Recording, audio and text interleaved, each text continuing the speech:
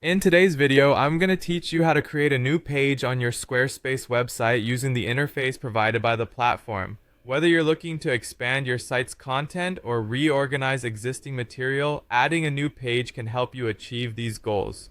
Let's dive into the process step by step, ensuring you feel confident and clear every step of the way. To get started, you'll first need to navigate to the Squarespace homepage. If you're not already logged in, make sure you sign in to access the full suite of options available to you for customizing your website. Once you've reached your Squarespace dashboard, the next step is to locate and click on the Pages option. This section is the control center for managing your site's content.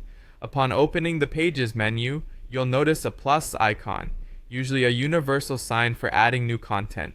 Click on this icon to initiate the process of creating a new page. It's important to remember that Squarespace offers a variety of page types, each with unique templates and styles. So take a moment to consider what kind of page you're looking to add. For this guide, we'll focus on creating a blank page to provide you a clean slate to work from. In the pop-up menu that appears, there will be an option labeled Blank Page. Selecting this will add a new, unformatted page to your site.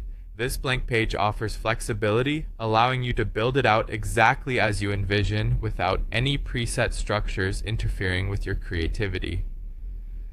Once you've added your blank page, navigate back to the Pages section where you initially selected the plus icon.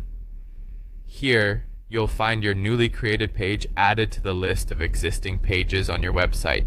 It's helpful to note that you can click and drag pages in this section to reorder how they appear on your site's navigation, giving you further control over your website's layout and user experience. Finally, it's crucial to save your changes to ensure your new page is successfully added to your site. Look for the Save option, typically located in the form of a button or icon. Give it a click and you'll confirm that your hard work is secured. With these simple steps, you've successfully added a new page to your Squarespace site.